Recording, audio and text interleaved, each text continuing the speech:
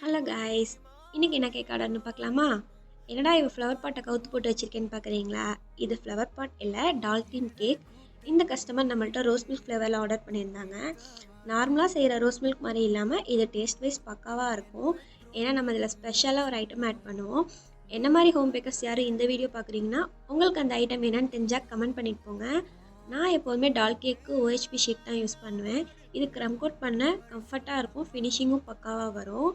க்ரம்ஸ்லாம் settle ஆனோடனே நம்ம டைரெக்டாக டிசைன் பண்ணிடலாம். ஐசிங் பண்ணால் ஓவர் க்ரீமி ஆயிரும். பாட்டம் ஃப்ராக் ஃபுல்லாக நான் ரோசர் டிசைன் தான் போட போகிறேன். அப்போ தான் ஃப்ராக் பார்க்க நல்லா அழகாக இருக்கும். இவங்க தான் அந்த மேடம். இவங்கள வச்சு தான் இப்போ இந்த கேக்கை கம்ப்ளீட் பண்ண போகிறோம்.